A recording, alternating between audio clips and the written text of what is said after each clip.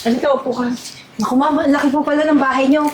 Alam niyo po ba, masipag na masipag po ako. Tsaka sa laki ng bahay niyo, kaya ko po itong linisan lahat. Ay, naku, buti naman. Siya nga pala, Renz. Si Eden, bagong kasama natin dito sa bahay, ano? Para may kaalalay ako maglinis, maglaba. Alam mo naman si Mami, matanda na. Probinsyanang kasambahay na naman. Ano na naman problema mo doon? Nagdala ka na naman ng panibagong basura. Panginang probinsyana na kasambahay na kinuha na natin eh. Mama naman, masyado ka nagtitipid. Pwede Ben. naman tayo magbayad ng mas maayos-ayos na kasambahay. Bakit yung puro probinsyana kinukuha mo? Okay na yan. At saka ikaw, umayos ka naman sa mga dinadala ko dito. Lahat na lang umaalis, binubuli mo lagi Eh eh. paano magkakamukha? Ano ba problema mo kung probinsyana? Malaki ma! Lahat ng mga dinadala mong kasambahay na probinsyana dito, puro palpak. Ito naman si Renz, ikaw yata ang may problema kasi lahat binubuli mo. Paano? Lahat ng mga probinsyana na kasambahay na kinukuha mo magkakamukha. Pare-pares mga pangit, mga bobo, tanga. Grabe ka naman, anak. Totoo naman, May. Simpleng utos, hindi magawa ng tama. Kukupad-kupad pa. Ano? Ay, Ganon ka rin, di ba? hindi po ako tamad, sir. Tsaka, pulido po ako maglinis. Ay, biscuit. Kita mo na? Di pa nagsisimula, tanga na. Eh, sir, nahulog na naman yun. Aksidente lang yun. Kaya yung nahulog kasi nga tanga ka. Eh, pero sir, kung gusto mo po nitong biscuit ko, galing po to sa probinsya namin. Masarap po to, bestseller po to dun. Kuha lang po kayo. Hindi ako kailangan ng biskwit mo. Probinsyanang malaking bunganga. At saka isa pa, ma. Siguraduhin mo maayos yan, ha? Pag ako na naman nagka-problema dito, ako mismo magpapalayas dyan. Di okay na yan. Repair nga yan ng kumari ko. At saka, ayusin mo na dahil dito na siya. Nandito na. Ang layo ng pinanggalingan yan. Iiwanan ko na yan at ako'y papunta sa bangko. Then, yung huling kwarto, yun ang kwarto mo ha. Sige po. Lahat ng gamit mo, ilagay mo na lang doon. Iwanan ko na muna kayo, Renz. Ako yung may lalakarin sa bangko.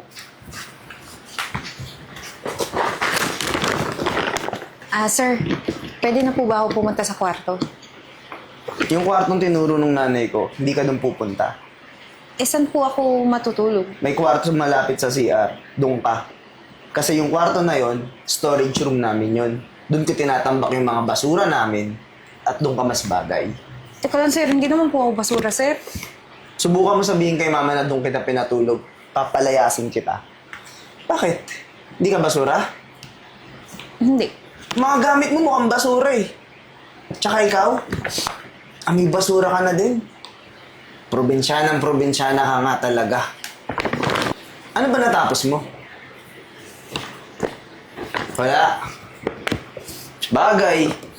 Mga probinsyana nga na pumupunta dito para maging katulong sa Maynila, mga wala naman pala talagang pinag-aralan at tinapos. Tama, di ba? Sir, grabe naman po kayo, sir.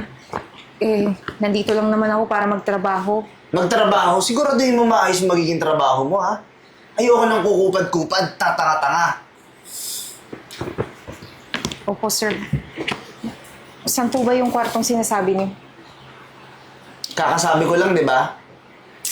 Yan. Kakasabi ko lang din na ayoko ng tatanga-tanga. Eh, sir, first time ko po sa bahay niyo. Paano ko po mamememorize agad kung saan po yung... Sabi ko may CR malapit doon, may kwarto. Yun yung hanapin mo, yung amoy basura. Sige po. May basura.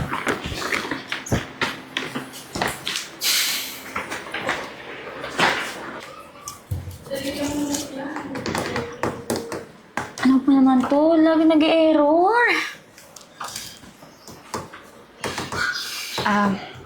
Hi, ma'am. Ikaw po pala yung panganay na anak ni Ma'am Gina na sinasabi niya. Ito po, dinalhan kita ng merienda. Kape muna kayo. Ay, nako, thank you. Kailangan ko talaga to. Kasi may ginagawa ko, hindi ko ma-resolve ba? Nakakaasar. Ay, nagpa-fighton pala kayo, ma'am? Ang hirap nga eh. Nahirapan ako. Pero ang galing ng ginawa niyo, ha? Tsaka panigurado, alam na alam niyo kung paano din paandarin yung mga HTML, C++, tsaka yung JavaScript po. Teka, ba't mo alam? Eh kasi ma'am, mahilig po ako sa ganyan. Nanonood lang po ako sa YouTube. Talaga YouTube lang? Hindi ka undergrad man lang ng computer engineering? Ay, hindi po ma'am. Hindi po namin afford eh. Elementary lang po yung natapos ko. Hoy, ba't nandito ka? Ginugulo mo yung ate ko nagtatrabaho? Ay, hindi po. Dinahan ko po ng merienda. Nabanggit ko lang po yung mga about sa computer. Anong about sa computer? Anong alam mo about sa computer? Probinsyana kang walang utak na pumunta dito sa Maynila para maging katulong eh. Ano ba yan, Renz? Nambubuli ka na naman. Ikaw nga taga-tagal mo na nag-aaral hanggang ngayon hindi ka pa rin graduate. Paulit-ulit ka, di ba? Repeater ka. Ate, syempre, hindi naman madali yung IT na course na kinuha ko.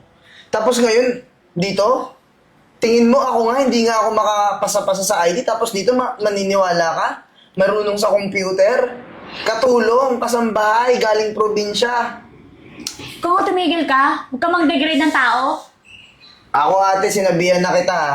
Mamaya kapag napahamak pa yung mga code mo, dahil sa mga pakikinig mo dito, ewan ko na lang sa'yo. Ikaw, huwag kang magsasabi ng mga kung ano-anong pinaghuhula-hula mo. Oh, pagpasensya mo na yun. Lakas ang topak kasi yan. February pinanganak, alam mo naman, pito-pito. Okay lang po yun, ma'am. Masasanay din ako. Oh, wait. Saglit, natawag ang boss ko. Si boss ko kasi, pinapatapos ito sa akin.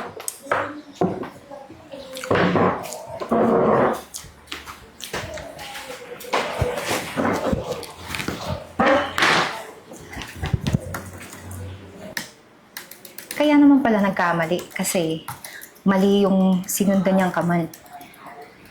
Ito dapat yung code na ginamit niya. Ayan, okay na. Hoy! Ay, sir. Anong ginagawa mo? Wala po. Ba't pinapakialaman mo yung computer ng ate ko? Sinisira mo. Di ka lang tanga. Di ka lang tanga. Pakialamera ka din eh, no? Paano pag nasira mo yung mga code na Tumayo ka nga dyan.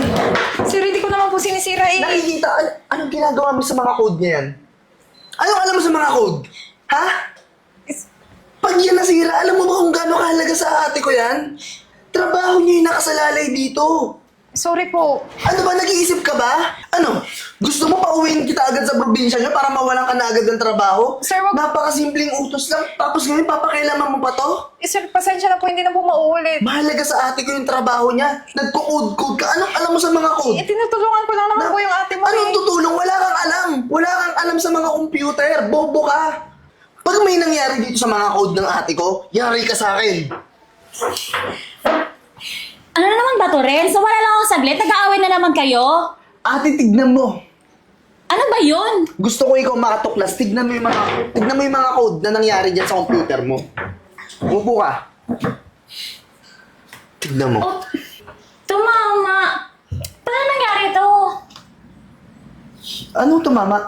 Ito mga code. Hindi na kanina kasi nag-error eh. Hindi ko magawa ng paraan. Ayan ba yung problema mo kanina sinasabi? Oo. Na hindi mo maayos? Ito yung kinukulit ng boss ko. Kailangan ko na matapos. Ate, sino pa ba dito magaling mag-computer? Siyempre, yung kapatid mong magaling, ako. Talaga ba? Ako nag-ayos niya nate. Thank you! Lifesaver ka talaga. Oh my God. Kailangan ko talaga to. Naku. Di ba mag-OJT ka na this semester? Opo ate, kaso wala pa ako nakikita kasing company na pwede kong pasukan eh.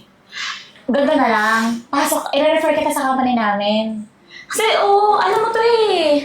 Talaga ate? Na-resolve mo. So, sabihin ko sa boss ko, ipapasok ka namin. Para pag nakagraduate ka, pwede ka na i-hire. Permanent ka na as employee. Sige po ate, excited na ako. Sige. Ano ba ginagawa mo dyan? Maglinis ka na doon. Bilisan mo. Ate, mag-aayos na lang din ako ng mga papers ko para sa resume na ipapasa sa OJT ko. Sige. Sige po. Pasok kayo, pasok. Wow, Arya, sino kasama mo? Ay sir, ito pala yung kapatid ko. I-recommend ko para makapag-OJT dito sa atin. Alam mo, napakagaling nito sa craft niya. Ay, talaga? Opo sir, kung gusto niyo, pwede niyo po i-check yung mga portfolio na ginawa ko. Python. Anong expertise mo? Python, HTML, C++. Saan ka magaling? Saan ka pinamagaling? Actually, sir, sa lahat po. Kaya ko po lahat yan. Alam mo naman yung mga AI technology kasi yun yung uso ngayon. AI? Oo. Opo. May idea po ako. Alam ko po lahat yun. Okay. So, hanggang ilang module lang kaya mong tapusin sa isang araw, just in case? Siguro, sir, kahit ilan. Kung ano po yung mga expected nyo na module na pwede ko matapos, kayang-kaya ko po yun tapusin. Kasi mga senior namin dito, kaya hanggang 3. Eh, sinasabi ni Aryan, magaling ka raw. So, kayang ba 5? 5? Sige po. Oh, Kaya ko sige. po yan. Ganito ha. Bigyan ko na lang siya ng other work. Sayang naman kasi kung mag-OJT ka lang dito, di ba? Magtitipla ka lang ng kape, utus-utusan ka ng mga programmer. Maganda, bigay ko sa kanya, Aryan, bigyan ko siya ng mga remote work. Kumbaga, bigyan ko siya ng mga modules, uwi niya, tapos doon na gawin sa bahay. At least, sabi mo, nag-aaral pa siya, di ba? Yes. Oo. Yes po. So, pwede pa siyang mag-aral, tuloy niya pag-aaral niya habang ginagawa niya yung module. And 20,000 per module ang bibigay ko sa kanya. Okay ba sa'yo yun? Goods ka na dyan. Naku po, sir. Okay na okay po. Malaki na nga po yun eh. Talaga? Opo. O sige, bigyan kita ngayon ng module ha. Tapos, Aryan, gabayan mo na lang din kung anong ginagawa natin dito. Yes po. And for sure, kung magaling naman, Diyos ko, alam mo na yan. Alam mo na yung ginagawa mo, di ba? Opo. So, start ka na. Kaya mo na. Sige po, sir. O sige. So, Aryan, bigyan mo siya ng 5 module. Iuwi niya sa bahay. And bukas, kung kaya mo na tapusin, bigay mo sa akin yung natapos mo. Okay po. Walang Okay. problema. Alright. So, Thank you so much, sir. thank you. Thank you po, Congrats. Okay. Dalingan mo ka. Opo.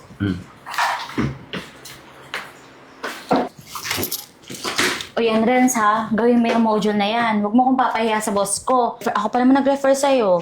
Naku ate, hindi ko sisirain yung tiwala mo sa akin. At saka kayang-kaya ko to, naayos ko nga yung code sa computer mo, di ba? Tiwala naman ako sa'yo, kaya ayusin mo ha. Apo. 100,000 din yun.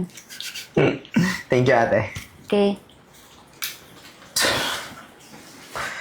Paano ba to? Ano ba mga module-module na sinasabi nun? Ano bang mga code dapat kailangan dito?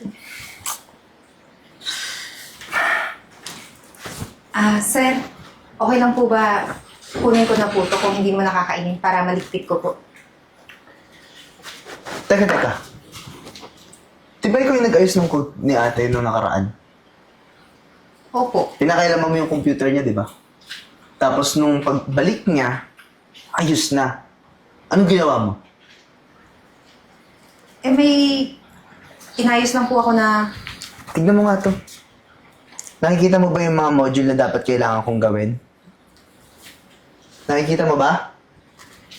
Naiintindihan mo kung paano gawin yan. opo. Upo ka dito. Gawin mo yan. Teka lang, sir. Di ba po pinagbawalan niyo kung humawak ng laptop? Gawin mo yan. Di ba sabi mo alam mo yan? Nakikita mo yung unang module yan? Ano yung mga dapat na code na dapat i-input yan? Alam mo? Opo, sir. Yun naman pala eh. Gawin mo na! Gawin mo na!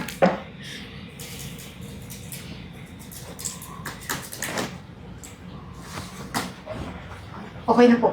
Bilis ah. Kung ano? Okay na po, sir. Hindi pa! Hindi ka aalis. Lahat ng mga projects na kinuha ko, ikaw magtatapos nun. Lahat ng mga module at iba pang mga code na dapat kailangan kong gawin, ikaw gagawa. Sir, hindi ko po tatrabaho. Di ba katulong ka dito? Ako amo mo, di ba? Sundin mo ako. Sundin mo na yung isa. Bilisan mo! Ito na po. Bilisan mo pa! Renz, ano yung naririnig ko na naman? Ba't tinaaway mo na naman si Eden? Ma, hindi ko siya inaaway. Tinuturoan ko pa nga siya ng mga computer dito eh. Kasi Ano? gusto niya daw matuto. Ano ako, Renz? Bingi? Naririnig ko eh. Ano yung inuutos mo sa kanya? Hindi ko siya inuutosan, di ba? Tinuturoan kita. Hindi po, ma'am. Pinapagawa niya po itong mga module na pinapagawa ng company ni Miss Arian. Alam ko, Eden. Kanina pa ako nakikinig doon. At alam ko yung pinagagawa ni Renz. So, Renz, ngayon, maliwanag pa sa sikat ng araw. Hindi mo alam yung pinapagawa ni ate sa'yo. Si Eden ang pinagagawa mo. Ibig sabihin, talagang ikaw ang walang alam. nangyayari? Ba't ito magaling mong kapatid? Bakit, Renz? Ano yan? Inuutusan to para gawin yon. Ibig sabihin talaga, yung pinagagawa mo kay Renz, ito ang gumagawa. Walang alam yan. Totoo ba yun, Renz? Hindi, ate. Tinuturuan ko lang siya ng mga dapat na mga code. Di ba, Eden? Tinuturuan kita. Totoo ba yun, Eden? Hindi po. Sige, ganito na lang. Gawin mo to, ha? Solve mo yan. Solve mo ngayon, Renz! Kung hindi ka talaga nagsisinungaling. Sige.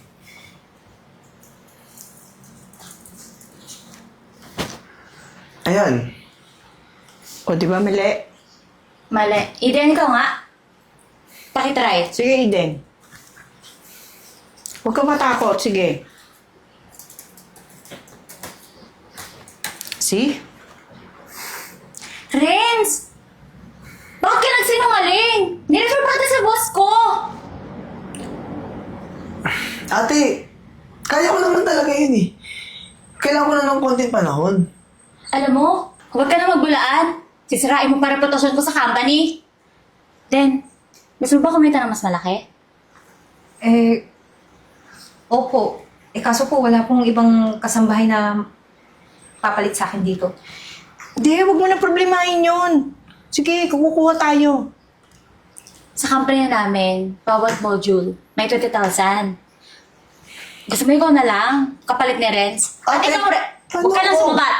At ikaw, Renz, dahil sinungaling ka, i-refer kita as janitor, ha, sa company. Ate, naririnig mo ba yung sarili mo, janitor? Ikaw, nakikita mo ba yung sarili mo? Sinungaling ka? Papahiya mo pa ako?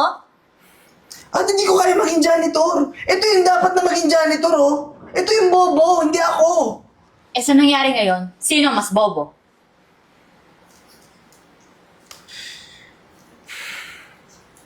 Ma'am, pasensya na po sa nangyari ha. Hindi ko naman po gustong gawin to yung pinapagawa ni Sir, kaso pinilit niya lang po ako. Kasalanan mo yan eh. Sinumbong mo pa ako dito kay mama. Nagtatanong po yung mama niyo. Hindi pati siya nagsumbong. Kanina pa ako doon, tinitingnan kita.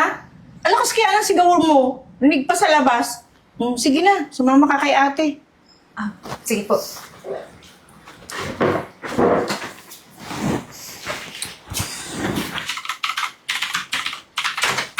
Oh, Arian! Oh, nasaan yung kapatid mo? Ay, sir, magiging honest po ako. Kapatid ko po nagsinungaling. Ay? Hindi naman po pala siya yung gumagawa ng mga module. Wala. Katulong po pala namin. And na-found out ko po, siya pala yung gumagawa ng modules instead si Renz. Katulong niyo gumagawa ng modules? Yes po, born genius eh. Talaga? Kahit po ako sila nagulat. Hindi naman po ako genius at pinag-aaralan ko lang po sa YouTube yung mga programming na pinapanood ko. Eh, nasaan yung nasaan yung mga module na pinagawa kay Renz? Andito po sa Tingnan natin, natin. sir. Ba, ganun nga. Sure ka siya talaga gumawa nito? Yes, sir. Kitang-kita ko talaga. Siya talaga gumagawa. Natapos mo 5 modules? Sa isang gabi? Opo. Arian, ikaw di mo nakagawa yung 5 sa isang gabi. Iba to. 3 lang kaya mo sa isang gabi Sabi ko nga sa inyo, sir, di ba? Genius nga. Ay, hindi pa ako convinced eh. Teka, eto. Eto, pinaka-complex na program to. Wala nakakagawa nito, mga senior programmers lang. Ayan, try mo i-solve to. Okay.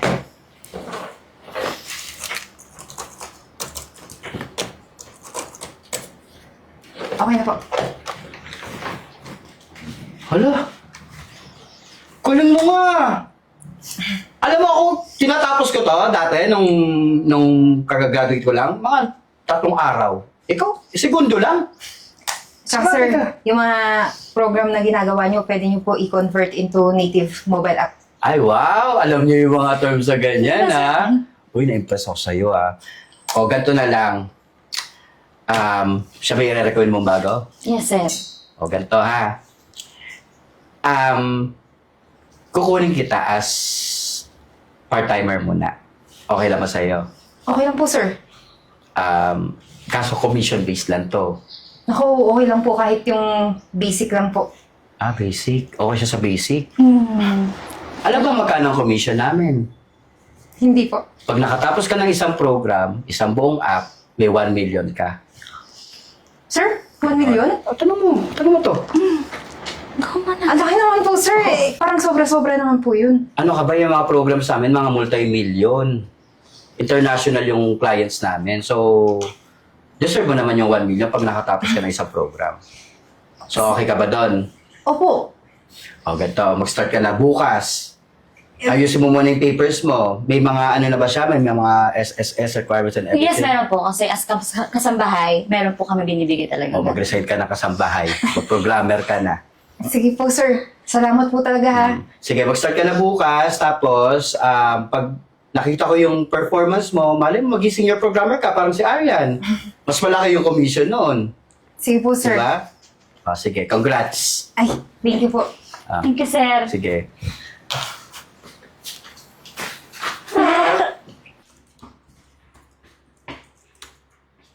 Oh, kape mo.